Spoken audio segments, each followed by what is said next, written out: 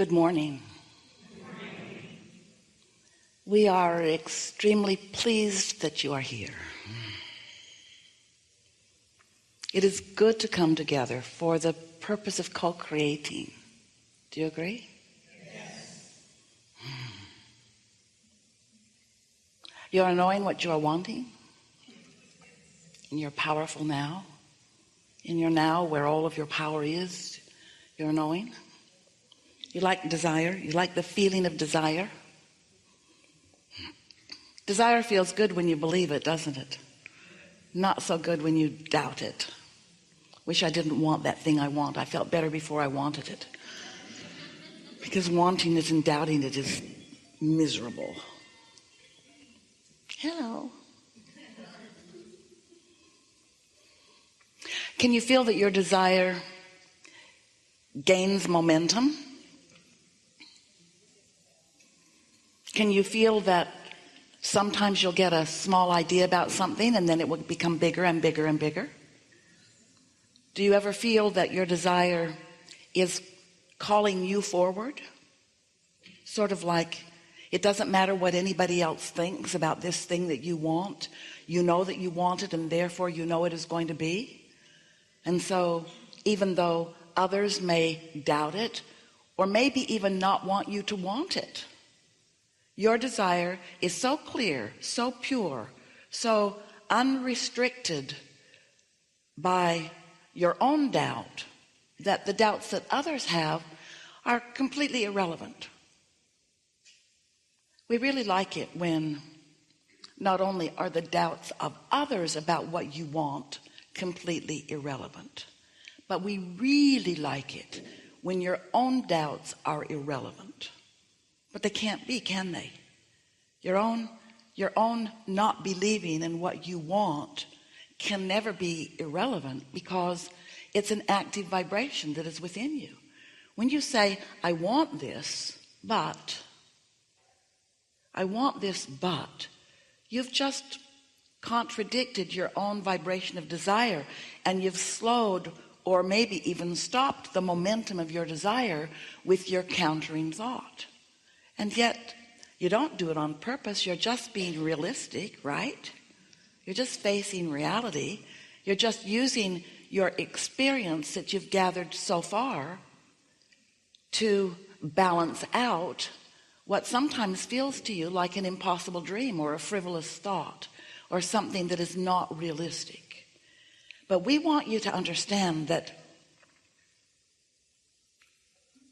anything that you desire can become a full-blown, actualized manifestation. But what keeps new wonderful things, new even more wonderful things, from exploding onto the landscape of your own life experience is you are so good at translating through your physical senses. And so reality to you, for most of you human darlings, is what you can translate through your physical senses. So if you can see it, then you'll believe it. Seeing it and hearing it and smelling it and tasting it and touching it, that's real, because you can see it and others can too. But what about that, whatever it is that you desire, that you can't yet see?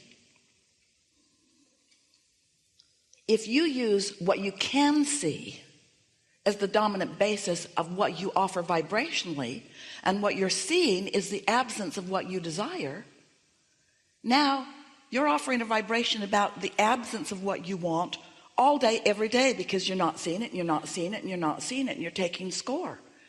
And you're saying things like, where is it, and why doesn't it come, and how long is it going to take? And then you look around at others and you notice that some of them have what you want, and then you feel jealousy because they've got it and you don't have it.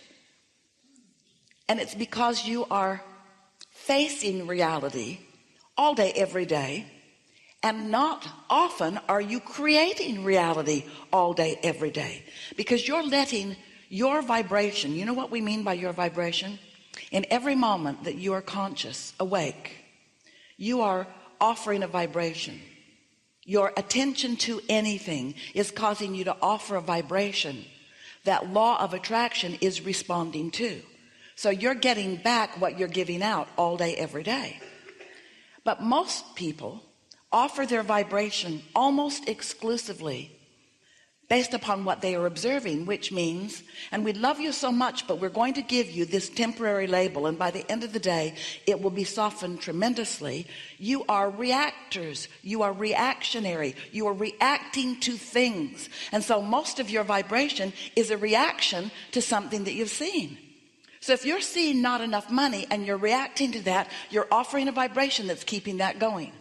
If you're seeing no lover with you, or no friends around you, or no beautiful home that you want to live in, or no whatever it is that you're looking for, if you see that missing, then you're reacting to it missing, and you're practicing the vibration of it not being there.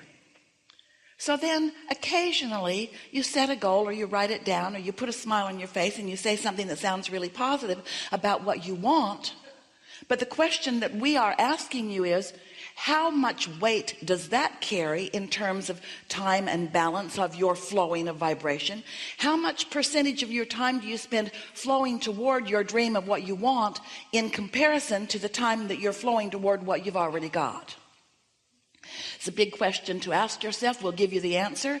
A little bit toward what you want and a whole lot toward what you've got, because you are beautifully human and beautifully responsive.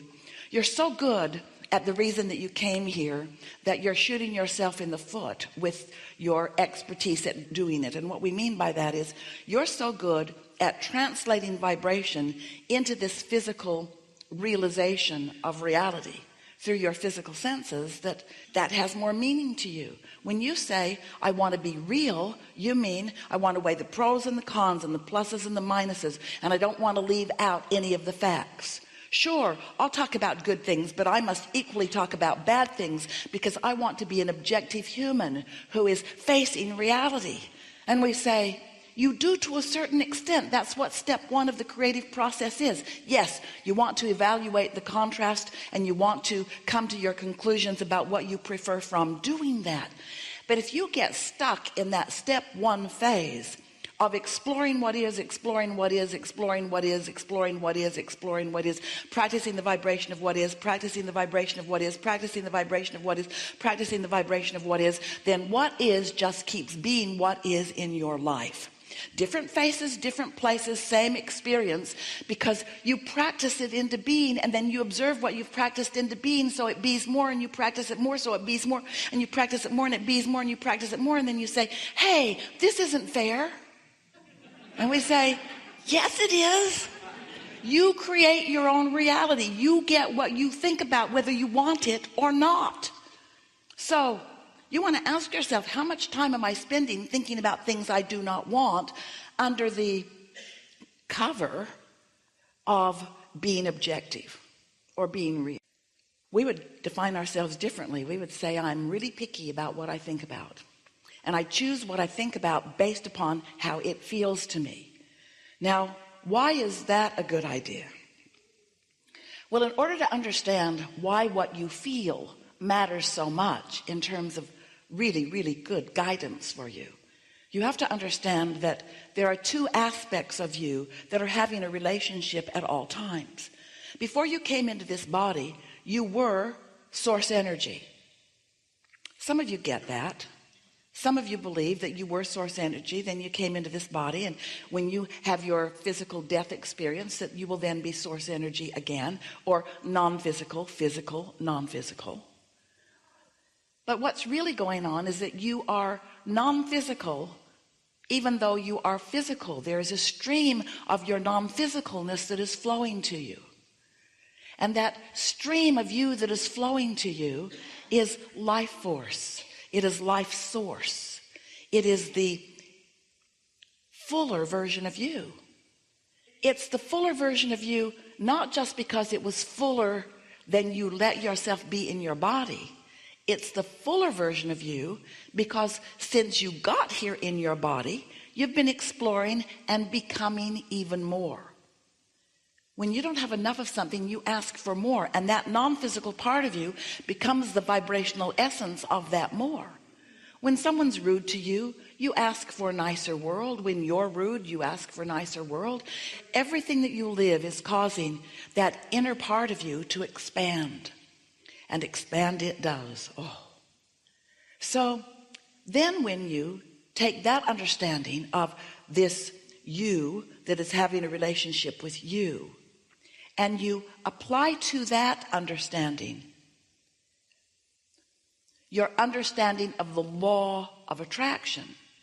Law of attraction is responding to vibrational frequencies. Law of attraction is matching vibrational frequencies up. Law of attraction is responsible for the evolution of all things. Law of attraction is a powerful, across the board, always consistent response to vibration. Law of attraction is the reason that you cannot set your radio dial on 98 FM and hear what's being broadcast on 101 AM. In other words, the frequencies have to match up. Your receiver and your transmitter must be on the same frequency in order for there to be reception, yes? So in order for you to have reception from this larger, expanded, evolved, loving, clear-minded, sure-footed, healthy, vital, prosperous you've got to be in the receptive mode. In other words, you've got to get your radio dial set to where the radio transmitter of your source energy is set. And you know where it's set? It's set on you being loved. It's set on you loving. It's set on you prosperous. It's set on you succeeding. It's set on you happy. It's source energy, and it is love, and it is radiating toward you. You are the dominant focus of your own inner being. So you can blend with that by choosing something that you too feel love about, or you can contradict it by choosing something that you are pushing hard against. And you can feel by the emotion that is within you which you're doing. You know the difference between the feeling of love in your belly and hate in your belly. You know the difference between clarity and confusion. You know the difference between confidence and insecurity. You can tell when you're tuned in, and you can tell when you're not. And so we just want to remind you that you are source energy in physical form who have come into this body and into this leading edge time and place to sift through the perfect balance and variety in order to come to your own perfect conclusions about what you prefer. And when that happens, you launch a vibrational rocket. You launch an intention that the source within you becomes an immediate match with. And then law of attraction begins responding to that expanded version of you. And you can feel it. You can feel when the larger part of you begins exploring an idea and you don't go. You feel all pensive and frustrated and fitful. You can feel when you have caused something to begin moving and you don't go. And you can feel when you do go, because that's when you soar. That's when ideas begin to flow. That's when the entire universe is at your beck and call. That's when it feels like you have a concierge in the sky that's just lining everything up for you. And everywhere you go, doors are opening, people are smiling, and things are helpful. And you can feel the power of your intention.